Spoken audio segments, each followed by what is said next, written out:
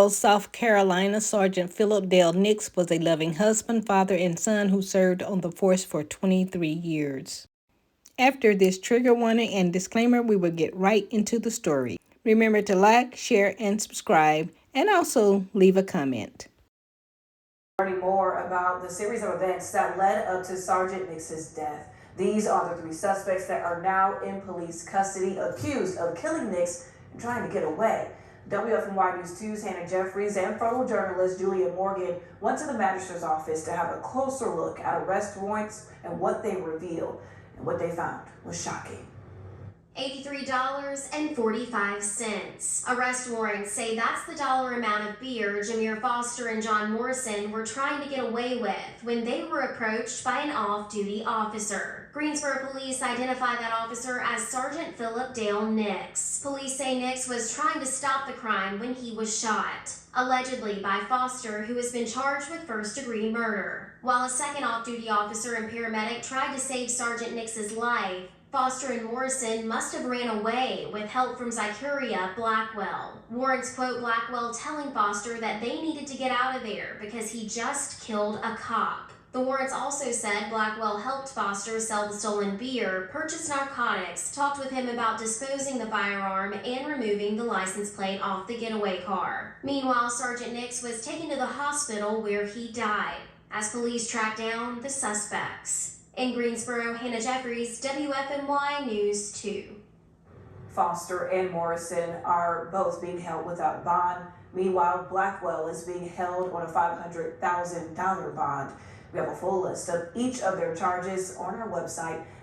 Okay, guys, let's get into the charges. Thug number 1, 18-year-old Jameer Justice Foster. Justice is a weird name. He was charged with first-degree murder, larceny, conspiracy to commit larceny, and no bond is set for him. On to thug number 2 is 18-year-old Zycuria LaPierce Blackwell. She was charged with accessory after the fact to first-degree murder, and she had a $500,000 bond set for her. And let's move on to thug number 3, 28-year-old John Walter Morrison. He is charged with accessory after the fact to first-degree murder, larceny, conspiracy to commit larceny, and no bond was set for him. Let me remind you guys that this all was over $83.45 of beer that was stolen.